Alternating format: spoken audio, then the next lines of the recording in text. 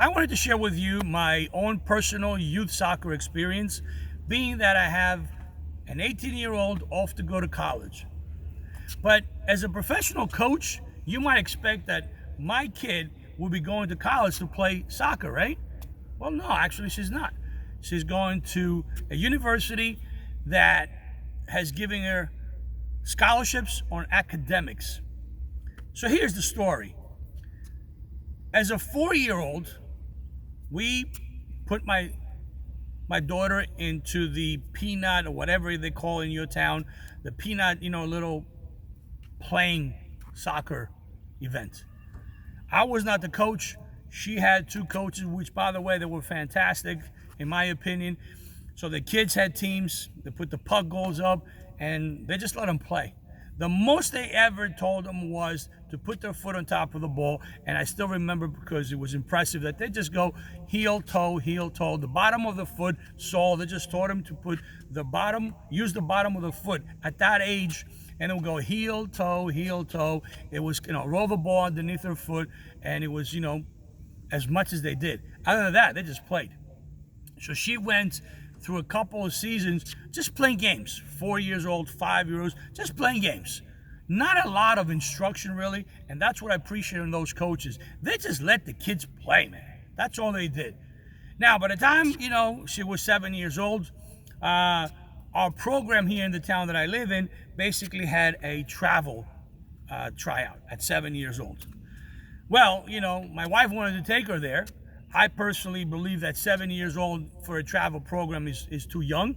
I think that they should be playing small-sided games until probably the age of 9 or 10 years old before they join a travel program. But who am I to argue with U.S. standards where you starting now, travel teams at 7 years old and they're playing 7v7, in tournaments and leagues? Personally, I think they're way too young for that. The field is way too big for that. They don't have the capacity mentally yet to play an organized game. But what do I know, right? So, 7 years old, we go to that trial, and my daughter makes the team. Happens that particular team was created with elite level players at 7 years old, right? If you can call them elite players. But there were, I'm sorry I'm sweating, but it's kind of, hot in here, and I'm outside, and as you can see, futsal court, one of my favorite venues that we train and play. So at that age, those players that were on the team, let's just say that they were better than most of the players for different reasons.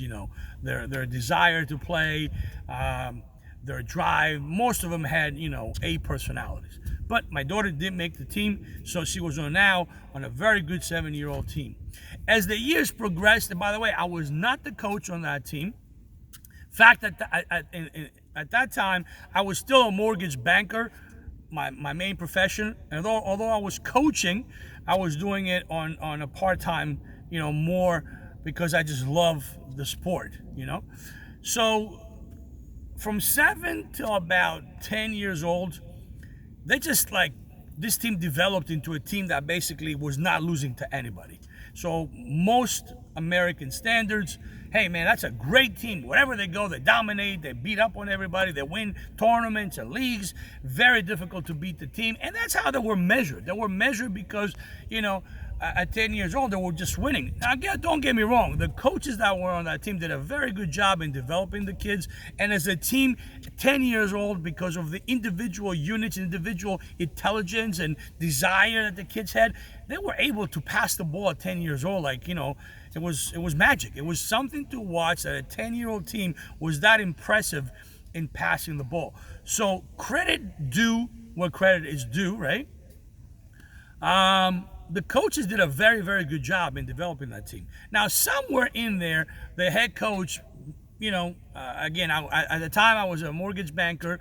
My schedule was pretty much flexible, so almost all the time I would take my daughter to training, and I got to know the coaches, and we started, talking, and the head coach, found out that my soccer background, that I'm a mortgage banker, but I have time. I also coach on the side. So he asked me, hey, listen, would you mind, helping out whenever, we need? I said, absolutely. So slowly over the 3 years, I got involved. But again, the credit goes to the head coach and, his assistant coach. I was only doing whenever they wanted me to. If I did a session because one of them was refereeing and couldn't make the session, or if we went to a tournament, I might warm up the goalkeeper, which by the way was my daughter. Whatever they needed. I was not really, the coach. I was just helping out.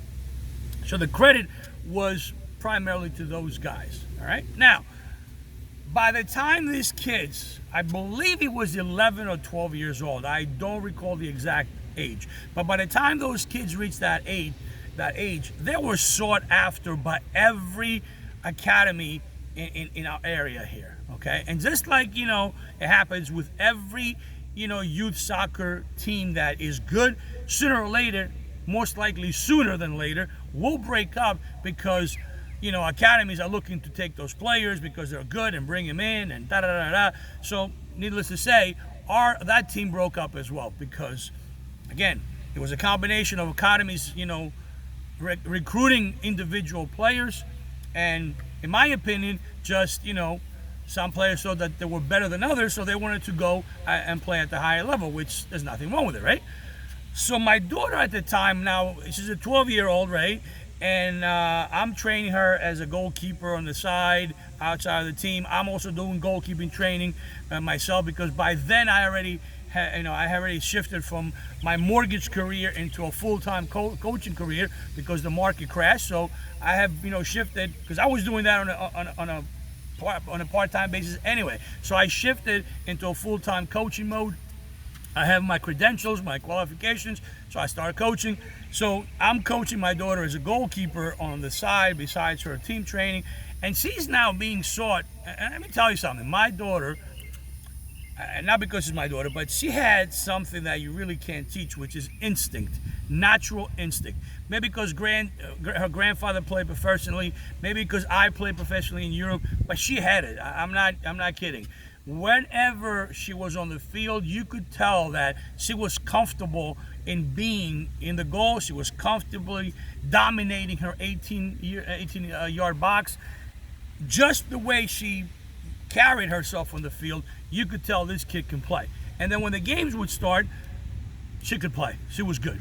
So she was sought after by, a lot of high-level teams, especially as a goalkeeper, because goalkeepers are, they're like diamonds. Goalkeepers and strikers, natural goalkeepers, they're always sought after because it's two positions that they require more instinct than anything else. So it's harder to teach those positions, the mindset behind it, the reaction behind it, the planning, the thinking, the instincts behind it are a lot more difficult to teach than other positions. And again, that's only my opinion.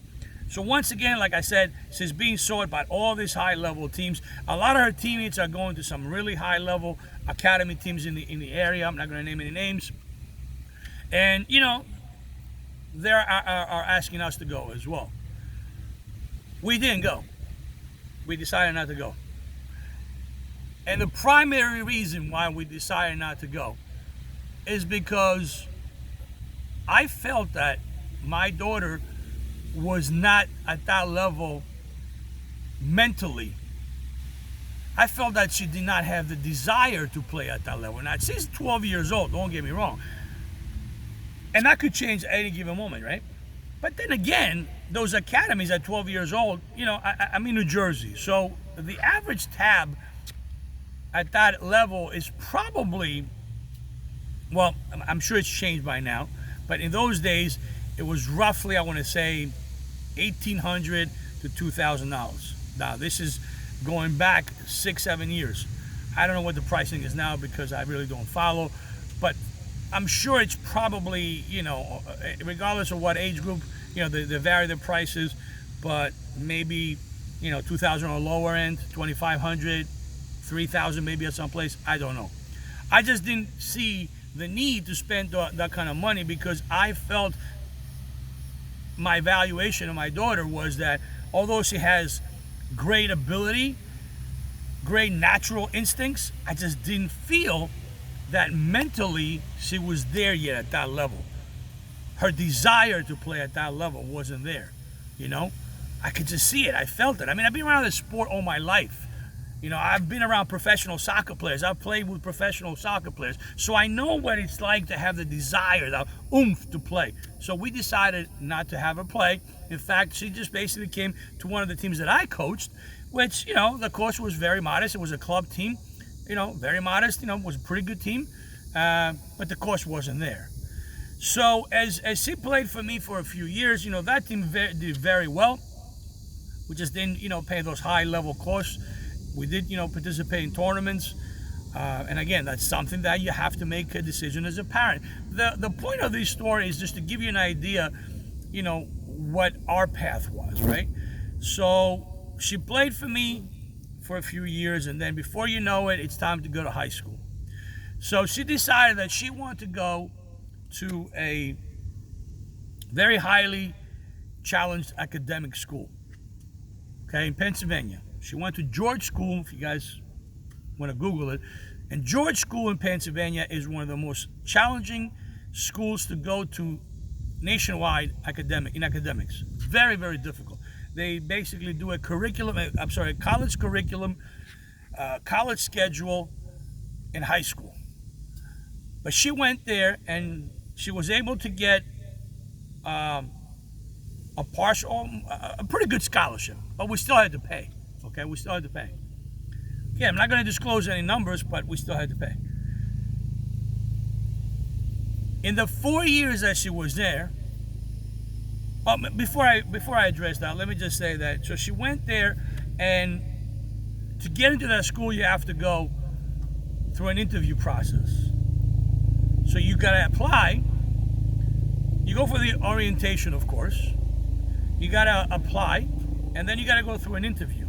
Because this school basically has students from all across the world.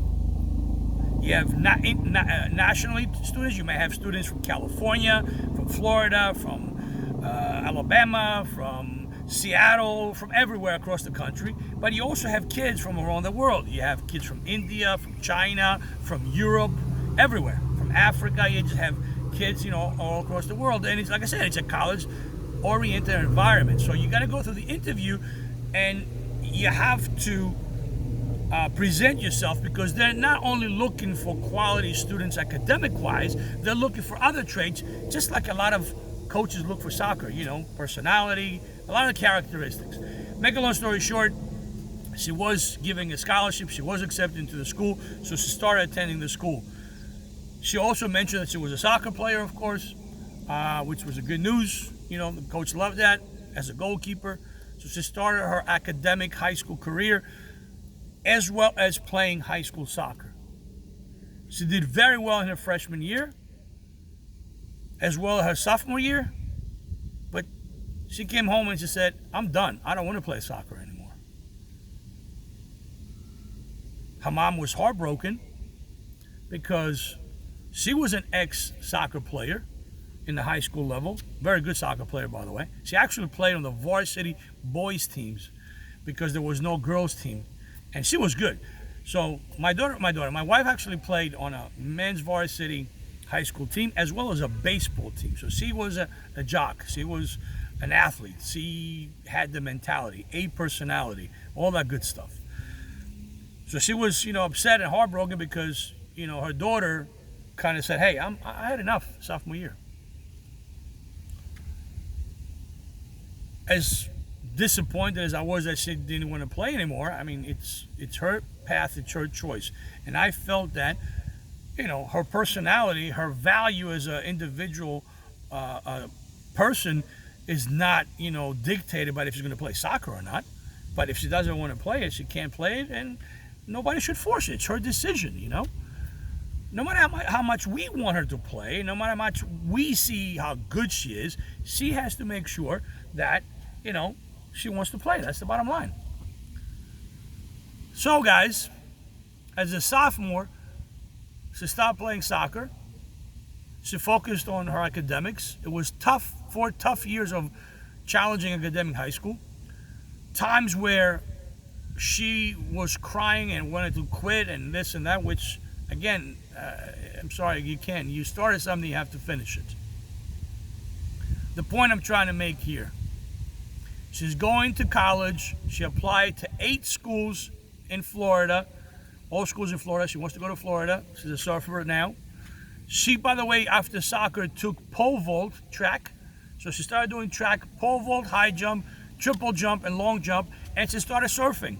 So she found other activities that she was interested in, that she enjoyed, but not soccer. So now she's going to a Florida university this fall, 2021, as with an academic scholarship, and she's gonna, surf and gonna do her thing. But look, the money that we saved from putting her into a paid academy, when we saw, and we called her right, okay? She just didn't have the drive and desire to play soccer. And I think at times she played more because, to make us happy. That's the way I feel. Again, these are personal stories, guys. This is my personal story. Please don't compare it with everybody else, or, it is what it is. I'm just discussing out loud what our experience was, right?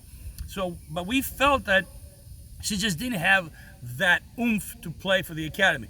And thank God we called her right, because in my opinion, the money that we saved over 5-6 years in an academy level, because again, here's the thing, where she was getting scouted for top level teams that not only do they have to pay that $3,000, $2,000, whatever the amount is, annually, they got to travel, they play ECNL, NPL, they travel nationals, regionals. So from my experience here in New Jersey, if you're playing at that level, you're probably looking between lodging and food and flights and everything else. You're probably looking anywhere from $7,000 to $10,000, maybe even more per year. Well, you take that, and that could be your your deposit on a college education. Or in my daughter's case, the money were used to go into a private, very high, challenging academically school, right? That prepared her to go to college. And, I think that she's very well prepared to go to college academically. So that's the story. She's an 18-year-old going to college, not for soccer, no interest in playing soccer, okay? She's going to do surfing. In fact, she actually thought about creating a club in college on how to build surfboards, okay? And she's going to do other activities. Soccer was not in her, in her cards. But what I'm trying to tell you guys through my story is that I believe that we made the right choice in saving money that if we spend, and then she went to high school and told us, well, I don't want to play soccer anymore. Well, what do you mean? Hold on a second. We just invested, $30,000, $40,000 over the last, 5, 6, 7 years. And you don't want to play soccer anymore. Wow. Well, that money went towards her education. That's the story. Draw your own conclusions. Draw your own thoughts. But that's the story. She's going to go into college as a freshman on an academic scholarship, surfing, joining other clubs, or doing whatever makes her happy. But soccer was just not in her future. And that's it. Hope you guys enjoyed it.